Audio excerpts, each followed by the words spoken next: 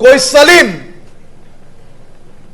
સુરેશ બનીને મારા રાજ્યની દીકરીઓને, ભોલી ભાલી દીકરીઓનું ગુજરાતમાં એક લાંબા સમયથી લગ્ન નોંધણીના કાયદા અને નિયમોમાં ફેરફાર થવા જોઈએ તેવી માંગણી ઉઠી હતી અને આજે નિયમ 44 મુજબ નાયબ મુખ્યમંત્રી હર્ષ સંઘવીએ પણ આ બાબતની ચર્ચા પણ કરી છે અને આ મામલે તેમણે પ્રતિક્રિયા પણ આપી છે।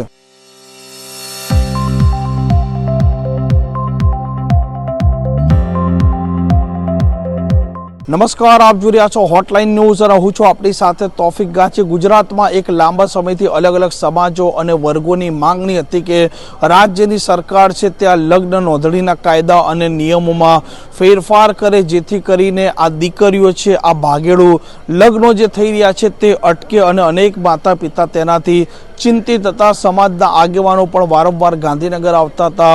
મુખ્યમંત્રી, નાયબ મુખ્યમંત્રી અને કાયદા વિભાગના કાયદા મંત્રી છે તેમને પણ મળતા હતા અને અંતે આજે ગુજરાત વિધાનસભાના સત્રના 5મા દિવસે નિયમ 44 મુજબ નાયબ મુખ્યમંત્રી હર્ષ સંઘવીએ અગત્યની બાબત પર આ ચર્ચા કરી છે અને તેમણે આ મામલે પ્રતિક્રિયા પણ આપી છે।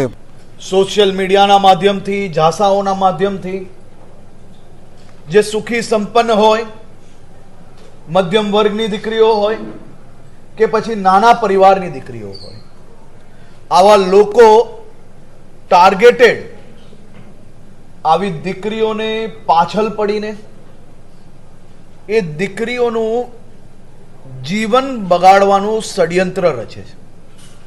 જે તુલસીનો ક્યારો મા બાપ માટે હોય તેનું જીવન વીંખી નાખવાનું કામ એ આ પ્રકારના લેભાગુ ટપોરીઓ, અસામાજિક તત્વો દ્વારા કરવામાં આવે છે।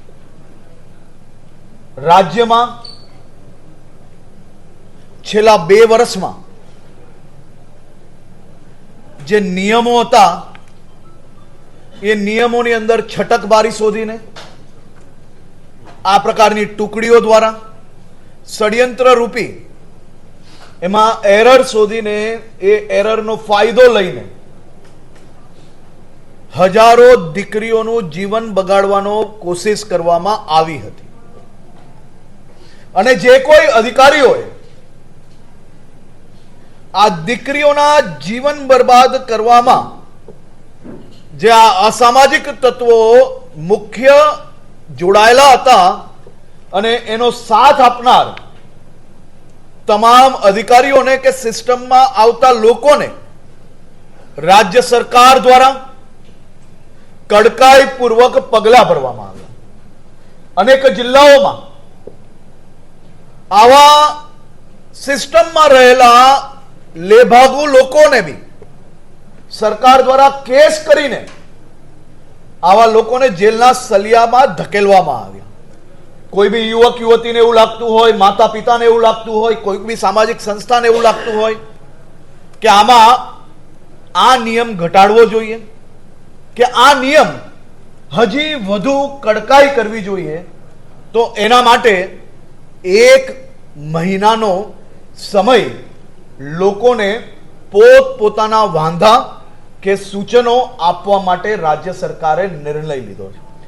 આજે જાહેર કરેલી પદ્ધતિમાં જો કોઈ બી વાંધાજનક વિષયો લાગતા હોય તો એનું સજેશન આપ પરિવાર એટલે કે હેલ્થ ડિપાર્ટમેન્ટને ઓનલાઈન આપ આપી શકશો। એની જોડે જોડે જ્યારે આપ સજેશન આપો ત્યારે આપણો જે કાયદો છે ભારત દેશનો, એ કાયદાને વાંચીને કાયદાની મર્યાદામાં જો સજેશન આપશો તો જરૂરથી આપણે તેની અંદર વિચારણા કરીને ઉમેરો કરી શકશું। પ્રેમ એ દુનિયાનો સૌથી મોટો પવિત્ર સંબંધ છે।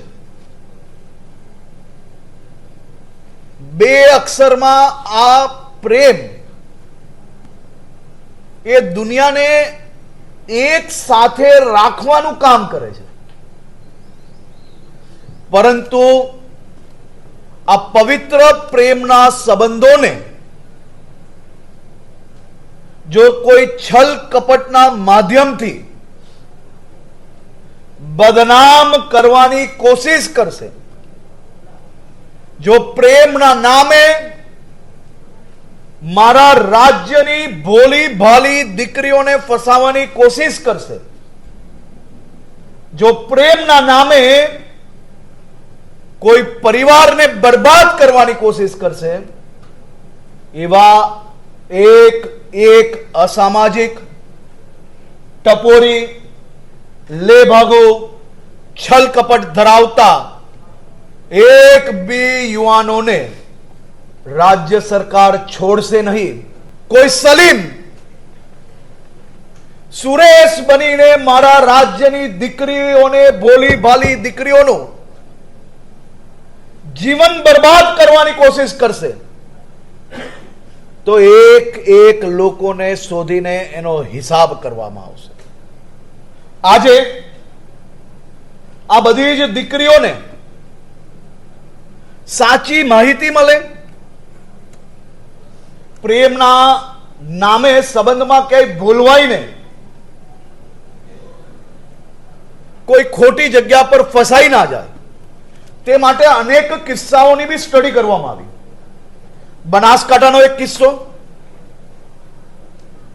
એક સારા ઘરના પરિવારમાં, એટલે કે ધનિક પરિવારની દીકરી લેભાગુ ટપોરીઓ દ્વારા આસપાસ ફરવું, સોશિયલ મીડિયાના માધ્યમથી એ દીકરીને ફસાવવી, નામ બદલીને, ખોટા ઈરાદે, ખોટી માહિતી આપીને એ દીકરી જોડે લગ્ન કર્યા. લગ્ન કરીને 2-4 મહિનામાં દીકરીને સંપૂર્ણ માહિતી મળી. એ દીકરો પોતાની ઓળખ ખોટી આપી, એ દીકરીને પોતાના ઘરે જવું છે, પરંતુ એના આખા પરિવારે આ દીકરી ઉપર અત્યાચાર કરવાનો પ્રયાસ કર્યો. આ દીકરી પાસે એના પિતાની સંપત્તિમાંથી કંઈક સંપત્તિ મળે તે માટે હેરાન કરવામાં આવી. એ દીકરીને બનાસકાંઠા પોલીસ દ્વારા એ છલ કપટ ધરાવતો દીકરો, એ અસામાજિક ટપોરીને પોલીસે એવો પાઠ બનાવ્યો કે દીકરી તો ઘરે પાછી આવી જ, પરંતુ એ દીકરીએ હવે સંકલ્પ લીધો છે કે આવનારા દિવસોમાં રાજ્યની બીજી કોઈ દીકરી આવા ટપોરીઓનો ભોગ ના બને, તે માટે એ સામાજિક પ્રસંગે જઈને સાચી હકીકતો લોકોની સામે લાવશે. આવનારા દિવસોમાં એક પોર્ટલ બી બનાવવામાં આવશે. આ પોર્ટલમાં જેવું રજીસ્ટ્રેશન માટે અરજી આપવામાં આવશે, એવી જ મિનિટે વોટ્સએપના માધ્યમથી માતા પિતાને એમની દીકરી લગ્ન રજીસ્ટ્રેશન માટે જે ડિટેલ મોકલી છે એની ડિટેલો આપવામાં આવશે. કુલ મળાવીને અમે એક પ્રયાસ કર્યો છે કે માતા પિતાની વેદનાઓ બી સચવાય, દીકરા દીકરીઓનો હક બી સચવાય, અને કોઈ બી લેભાગુ કર્મચારી સિસ્ટમની અંદરથી કોઈ એરર શોધીને આવા પરિવારોનું જીવન બરબાદ કરવામાં એ પોતે એના એમ કહી શકાય કે એ પોતે આ જીવન બરબાદ કરવાનું કારણ સિસ્ટમ ના બને તે પ્રકારની વ્યવસ્થાઓ આખી ઊભી કરવાનો નિર્ણય લેવામાં આવ્યો છે. આની સંપૂર્ણ વિગત લેખિતમાં આપ સૌ લોકોને આજે આપવામાં આવશે. આ પ્રકારના સમાચાર માટે હોટલાઇન ન્યૂઝ ચેનલને લાઇક, શેર અને સબસ્ક્રાઇબ કરવાનું ભૂલતા નહીં. નમસ્કાર.